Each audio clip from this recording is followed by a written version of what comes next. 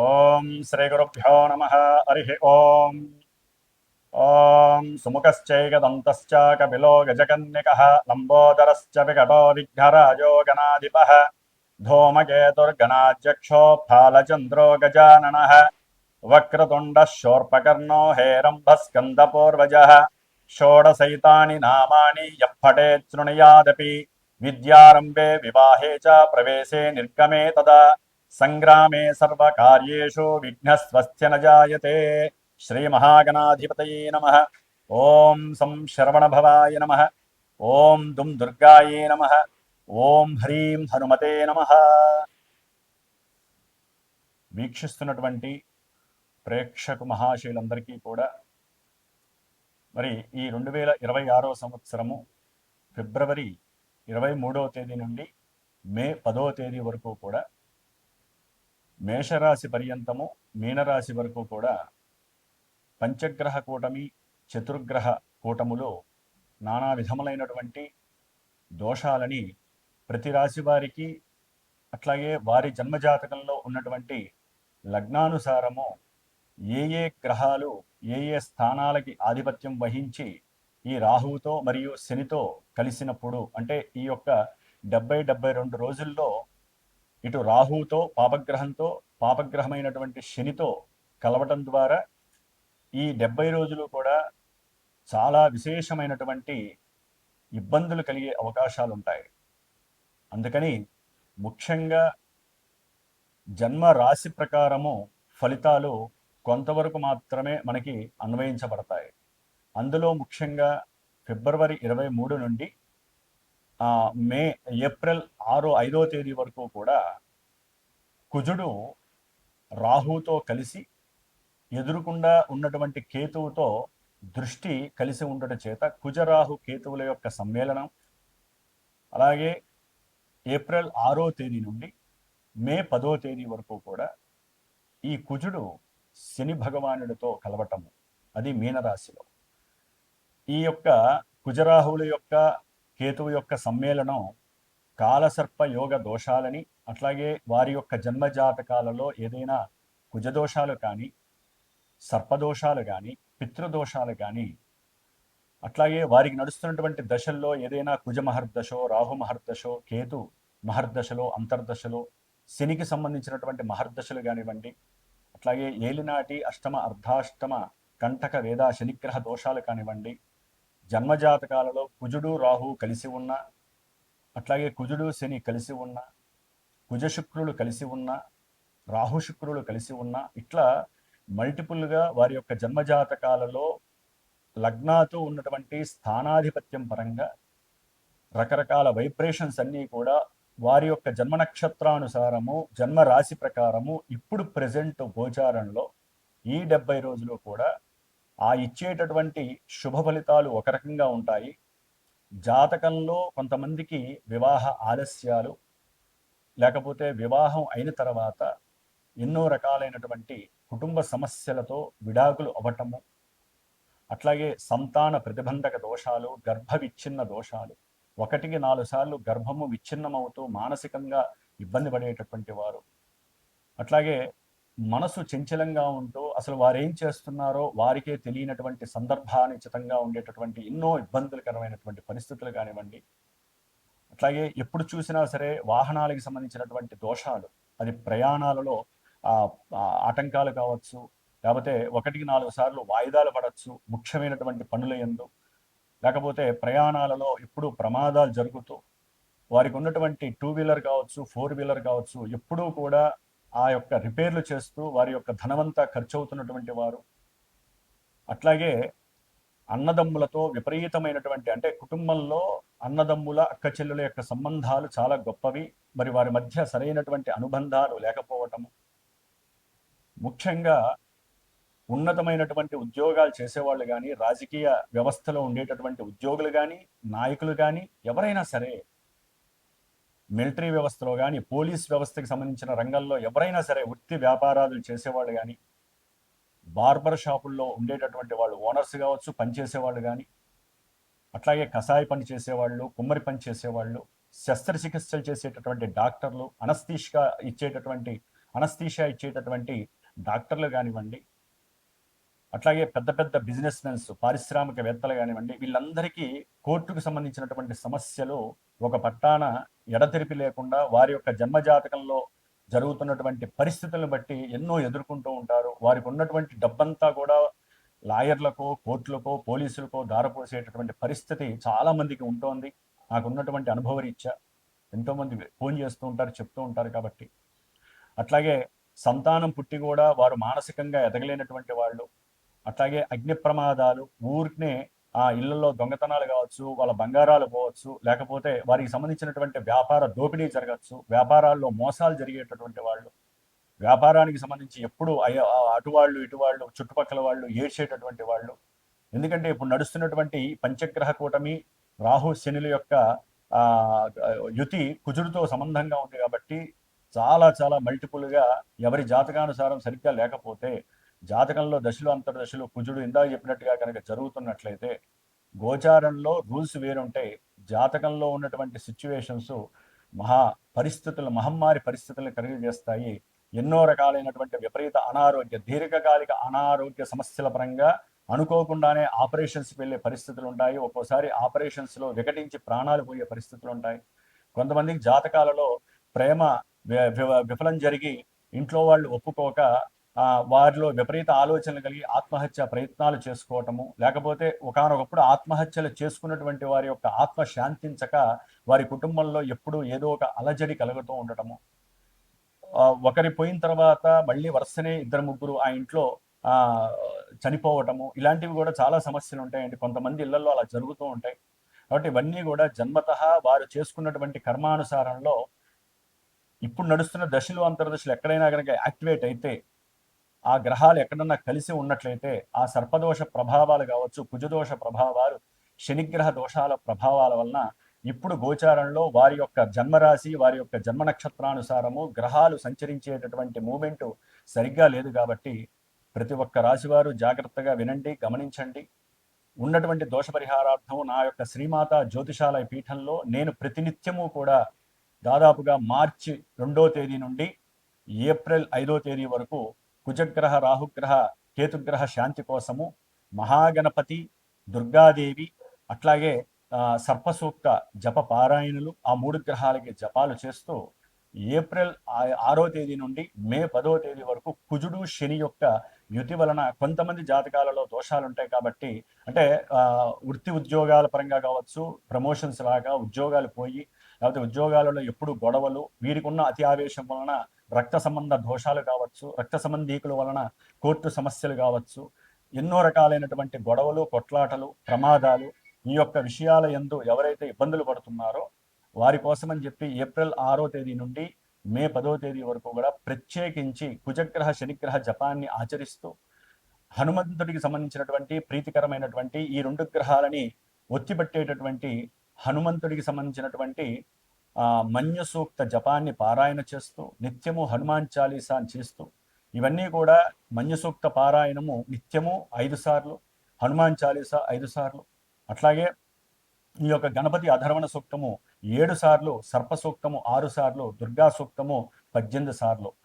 ఈ యొక్క 70 రోజుల కాలము కూడా నేను ప్రత్యేకించి, ఎందుకంటే జాతకాలలో ఉన్నటువంటి దోషాలు పోగొట్టుకోవడానికి ప్రత్యేకించి విపరీతమైనటువంటి ధనము ఖర్చు అయ్యేటటువంటి సందర్భాలు ఇప్పుడున్న కాలమాన పరిస్థితుల్లో ఉన్నాయి. ఎందుకంటే వాటికి చేయవలసినటువంటి జప సంఖ్య కావచ్చు, వాటికి హోమాలు చేయాలన్నా, క్షీరతర్పణాలు చేయాలన్నా, అభిషేకాలు చేయాలన్నా, అర్చనలు చేయాలన్నా విపరీతమైనటువంటి ఖర్చు ఇప్పుడున్నటువంటి మానవ ప్రపంచంలో ఉంది. కాబట్టి వారందరికీ ఊరటనివ్వటానికి నా వంతు ప్రయత్నంగా మనశ్శాంతిగా మనస్ఫూర్తిగా చేసేటటువంటి భాగ్యాన్ని భగవంతుడిచ్చినటువంటి, నాకు ఇచ్చినటువంటి ఈ జ్ఞానంతో పాటుగా మంత్ర బలాన్ని కూడా ఇచ్చారు. కాబట్టి కంపల్సరీ ఎవరైతే నాతో ఫోన్ చేసి సంప్రదిస్తారో, ఎవరికైతే ఇబ్బందులు ఉన్నాయో, నేను చెప్పినటువంటి ఇబ్బందులు ఉన్నాయో వారి మాత్రమే నమ్మి గనక ఫోన్ చేయగలిగితే గనక వారి కోసము ఈ 70 రోజులు నేను చేసేటటువంటి ఈ ఆరాధనకి ఉన్నంతలో మా యొక్క పీఠానికి ఉపయోగపడేటటువంటి దక్షిణ రూపకంగా నేను ఏర్పాటు చేసి ఉన్నాను.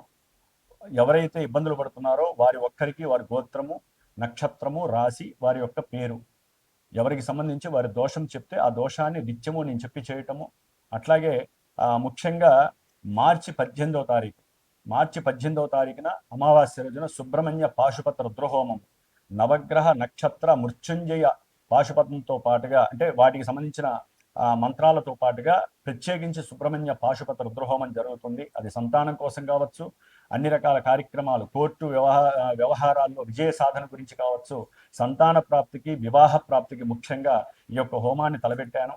అట్లాగే ఏప్రిల్ 17వ తేదీన అమావాస్య రోజున హనుమత్ పాశుపత రుద్రహోమాన్ని చేస్తున్నాను. దాంతోపాటుగా మళ్ళీ నవగ్రహ నక్షత్ర మృత్యుంజయ సహితంగా ఈ యొక్క హోమాలు నేను తలపెట్టాను. కాబట్టి ఇదంతా కూడా 70 రోజులు కూడా ఒక ప్యాకేజీగా నేను ఏర్పాటు చేసి అందరికీ అందుబాటుగా ఉండాలి, అందరూ భరాయించేటటువంటి శక్తిని కలిగి ఉండాలనే ఉద్దేశంతో, సదుద్దేశంతో ఈ 70 రోజులు కూడా పూర్తిగా నేను ఈ యొక్క కార్యక్రమానికి అనుసంధానమై అందరికీ ఉపయోగం కలగాలని, అట్లాగే మిగతా రాశుల వారందరికీ ముఖ్యంగానండి ఈ యొక్క దోషాలు కుంభము, మకరము, మీనరాశి, అట్లాగే మనకి మేషరాశి వస్తుంది. తర్వాత కూడా మిథున రాశి, కర్కాటకము, సింహము, కన్య, తుల, వృశ్చికము, ధనస్సు. ఎందుకంటే యాక్చువల్లీ అన్ని రాశులకి ఈ కుజుడు రాహుతో కలిసి ఉన్నప్పుడు కొన్ని రాశులకి ఎన్నో రకాల దుస్సంఘటనలు జరుగుతాయి. మళ్ళీ ఏప్రిల్ 6 తర్వాత కుజుడు శనితో కలిసినప్పుడు కొన్ని రకాల దుస్సంఘటనలు కలుస్తాయి. ఏది వారి జాతకాల్లో గనక సమస్యలు ఉంటాయి. ఎందుకంటే ఏలినాటి అష్టమ అర్ధాష్టమ శనితో పాటుగా కంటక వేదా శనితో పాటుగా ఈ కుజుడు కలవడం మహా డేంజరు. కాబట్టి ప్రత్యేకించి కుజగ్రహం గురించే చేస్తున్నటువంటి పరిస్థితి. ఎందుకంటే ఆయన ఆవేశపరుడు, ఆందోళనకరుడు, ఎన్నో సమస్యలని, ప్రమాదాలని, ఎన్నో ఇబ్బందులను, అనారోగ్యాలని కలుగజేస్తాడు. కాబట్టి ఆ సమస్యల నివృత్తి కోసము ఆ గ్రహాలకి అన్వయించబడినటువంటి దేవతల యొక్క సూక్త పారాయణలు చేస్తూ ఇన్నిసార్లు అని చెప్పి ఆ 70 రోజుల తర్వాత మరి గణపతి, మహాగణపతికి సంబంధించినటువంటి అష్టగణపతుల దర్శనాన్ని, పూణేలో ఉన్నటువంటి అష్టగణపతుల దర్శనాన్ని చేసుకొని ఈ 70 రోజులు చేసినటువంటి ఈ యొక్క రక్ష కానివ్వండి, హోమం రక్ష కానీ, అక్కడ స్వామివారికి పూజ చేయించి అక్కడ ఉన్నటువంటి భస్మము, అక్కడ తాగించినటువంటి రక్షల్ని కూడా మీ అందరికీ అందజేయడం జరుగుతుంది. కాబట్టి నమ్మిన వాళ్ళు, నమ్మకంగా ఉన్నవాళ్ళు, జాతకరీత్యా అంటే భరాయించలేని వాళ్ళు, భరాయించేటటువంటి వాళ్ళు, జాతకంలో దోషాలు కలుగుతూ ఇబ్బందులు పడేటటువంటి వాళ్ళు తప్పకుండా పీఠానికి నాకు ఫోన్ చేసి సంప్రదించండి. మీ గోత్రనామాదులు ఇవ్వండి. నేను చేసుకునేటట్టుగా మీరు కూడా చేసేటటువంటి ప్రయత్నం నేను చేస్తాను. సుఖీభవ. మేషరాశి నుంచి మీనరాశి వారి వరకు ఏ రాశుల వారికి ఇబ్బందులు ఉంటాయో తెలుసుకుంటూ వారు ఏ స్తోత్రాలు చదవాలో తెలుసుకుందాం.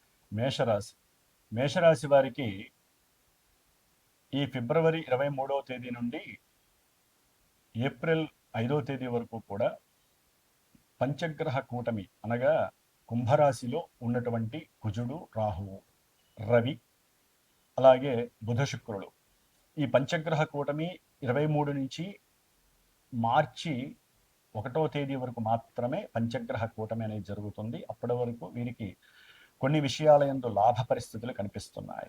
భూగృహ లాభాదులు, అనుకున్న కార్యాలయంలో ఆసక్తిగా, ఆలోచనతో, ఆవేశంతో కొన్ని కార్యక్రమాలు టకటకా జరిగిపోవటము, ఉన్నతమైనటువంటి వ్యాపార అభివృద్ధి జరగటము, వ్యాపారం ద్వారా విశేషమైనటువంటి లాభం గడించటము, వ్రాత పరీక్షలు వ్రాసేటటువంటి విద్యార్థులకి కొన్ని ఆటంకాలు ఎదురైనప్పటికీ వారికి ఉన్నటువంటి ఆత్మస్ఫూర్తితో మనస్సు వేగవంతమైంది కాబట్టి మానసిక ఆందోళనలు తగ్గి విశేషమైనటువంటి శుభ ఫలితాలని ఈ మేషరాశి వారు మార్చి 2వ తేదీ వరకు కూడా వారికి ఎటువంటి ఆటంకాలు కలగకపోవచ్చు. ఎందుకంటే సూర్యబలం కూడా, అంటే వీరికి మానసిక స్ఫురణ శక్తి, సృజనాత్మక శక్తి, ఏకాగ్రత అచంచలంగా ఏర్పడి విపరీతమైన రాజయోగంగా మనం చెప్పుకోవచ్చు మేషరాశి వారికి.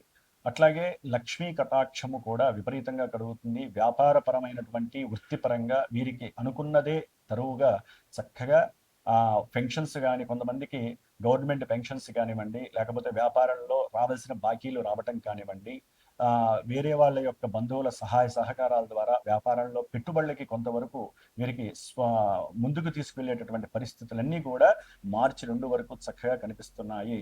అయితే మార్చి 2 తర్వాత ఈ గ్రహాలు ఒక్కొక్కటి, బుధుడు అంటే శుక్రుడు వెళ్ళిపోవటము, మార్చి 13 తర్వాత సూర్య భగవానుడు శనితో కలవటము, అట్లాగే బుధుడు ఉన్నప్పటికీ కాస్త వక్రించి ఉండటం ద్వారా ఇక్కడ శక్తి అంతా కూడా ఏప్రిల్ 5వ తేదీ వరకు కూడా మనకి కుజరాహువుల యొక్క శక్తి నడుస్తూ ఉంటుంది. మేషరాశి వారికి 5లో ఉన్నటువంటి కేతువు. ఈ కుజరాహువులు లాభంలో ఉన్నప్పటికీ, లాభాలు కలుగుతున్నప్పటికీ, వీరి యొక్క జన్మ జాతకంలో ఏదైనా లగ్నము అంటే చాలా మందికి తెలియట్లేదు, మాది నా నక్షత్రం ఇది, రాశిది, ఇదే జాతకం అనుకుంటున్నారు. ఇది జాతకం కాదు. చంద్రుడి యొక్క స్థితిని మాత్రమే చెప్పగలిగేది గోచార ప్రిడిక్షన్స్. మనకంటూ పుట్టినప్పుడు గ్రహాలు ఒక స్క్రీన్ షాట్ చేస్తాయి. దాన్ని మనం లగ్నము అంటారు. అక్కడ ఒక లగ్నం ఉంటుంది సూర్యోదయాన్ని బట్టి. ఆ లగ్నాన్ని బట్టి సపోజ్ ఈ కుజగ్రహము కనుక ఏ చతుర్థాధిపతియో అయితే గనక వారికి చక్కగా భూగృహ లాభాలు కలగటానికి అవకాశం ఉంటుంది. అదే గనక ఆయన షష్ఠాధిపతి అయి లాభంలో ఉంటే వారికి ఉన్నటువంటి కొన్ని రోగాలు తొలగిపోయే అవకాశం ఉంటుంది. అదే కనుక కర్కాటక లగ్నము, అట్లాగే వృశ్చిక లగ్నము, కన్యా లగ్నము, ఇట్లా కొన్ని లగ్నాల వారికి ఈ కుజుడు కాస్త ఇబ్బందికరమైనటువంటి స్థానాధిపత్యం పట్టడం వల్ల రాహుతో కలవడం ద్వారా సంతాన విభేదాలు, సంతానపరమైన నష్టాలు, గర్భవిచ్ఛిన్న దోషాలు కలగచ్చు. అట్లాగే ఏదైనా సరే వ్రాత పరీక్షల్లో ముందుండాలి అనుకున్న వాళ్ళకి కొన్ని ఆటంకాలు కలిగే పరిస్థితి, ప్రయాణాల్లో ఎన్నో రకాలైనటువంటి భంగాలు, ఆపదలు, ఇబ్బందులు, ప్రయాణంలో ఎన్నో రకాల ప్రమాదాలు ఉన్నట్టుండి జరిగే అవకాశము, ఆకస్మికంగా కొంతమందికి ప్రేమలో వైఫల్యం జరిగి ఆత్మహత్య ప్రయత్నాలు చేసుకునేటటువంటి మానసిక విపర్య పరిస్థితి. ఎందుకంటే కుజరాహుల యొక్క సమ్మేళనం అంత యోగం కాదు, ఇది అంగారక యోగం అంటారు. కానీ వారి యొక్క జన్మతః కుజుడు గనక పాపి అయ్యి ఇప్పుడు వారి యొక్క జన్మ రాశిరీత్యా మేషరాశి వారికి 11లో ఉండొచ్చు. కానీ జన్మతః గనక ఈ కుజరాహువులు దోషప్రదాని గనక ఉన్నట్లయితే కంపల్సరీ భూ గృహ నిర్మాణ వ్యవహారాల్లో కానీ, పూర్వార్జిత విషయాల్లో కానీ, అన్నదమ్ముల మధ్య కానివ్వండి, వ్యాపారంలో కానీ, వృత్తిపరంగా కానీ, సంతానపరంగా కానీ విపరీతమైనటువంటి దోషాలు కలిగి రకరకాలైనటువంటి ఆటంకాలు, ఆపదలు కలిగి వీరు ఇబ్బంది పడటానికి అవకాశం ఉంటుంది. కాబట్టి ఇప్పుడు దాదాపుగా ఏప్రిల్ 6 తర్వాత మళ్ళీ ఈ కుజగ్రహము శనిగ్రహంతో కలిసినప్పుడు మేషరాశి వారికి నానా విధములైనటువంటి దీర్ఘకాలిక అనారోగ్య సమస్యలు కలుగుతాయి. అట్లాగే పెట్టిన పెట్టుబడుల్లో ఉన్నటువంటి డౌన్ఫాల్ ఏర్పడటము, ఆల్రెడీ ఏలినాడు శని దానికి తోడు కుజగ్రహం కలవడం ద్వారా అకస్మాత్తుగా వారి ఇంట్లో పెద్దవాళ్ళు ఎవరైనా గతించటము, దాని ద్వారా వీరు మానసిక క్షోభకు గురవటము, విదేశాలకు వెళ్దాం అనుకుంటారు కొంతమంది, జన్మతః ఏదైనా లగ్నరీత్యా విదేశాలకు వెళ్ళాలి చదువు రీత్యా అనుకుంటే కనుక అవన్నీ కొంచెం వారికి అపోజిట్ రియాక్షన్ జరగటము. అంటే మేషరాశి వారికి పంచగ్రహ కూటమి మార్చి 2 వరకు అన్ని విధాల లాభంగానే ఉంటుంది. మార్చి 2 నుంచి మాత్రము కుజరాహుల యొక్క సమ్మేళనము, ఏప్రిల్ 6 తర్వాత మే 10 వరకు కూడా శనితో సంయోగము చాలా చాలా ఇబ్బందులను కలుగజేసే అవకాశం ఉంటుంది. కాబట్టి తప్పనిసరిగా మీ యొక్క జన్మజాతకంలో జరుగుతున్నటువంటి దశలేంటి, అంతర్దశలేంటో మీరు తెలుసుకోండి. మీ జన్మజాతకంలో ఈ కుజరాహువులు, శని అనేటటువంటి వాళ్ళు, కేతు అనేటటువంటి వాడు మంచినిస్తున్నారా, చెడునిస్తున్నారో తెలుసుకోండి. లేకపోతే ఇందాక నేను తెలియజేసినటువంటి సమస్యల్లో కంపల్సరీ మీరు ఏదో ఒక రకమైనటువంటి సమస్యని ఇబ్బందులు పడుతూ ఉన్నవాళ్ళు ఉండొచ్చు, ఇబ్బంది పడేవాళ్ళు ఉండొచ్చు. ముందుగా మనం దాన్ని చెక్ పెట్టుకోవడానికి చేసేటటువంటి ప్రయత్నమే నా యొక్క శ్రీమాత జ్యోతిషాలయ పీఠంలో నేను చేపట్టినటువంటి ఈ 70 రోజుల యొక్క పూజాధికము.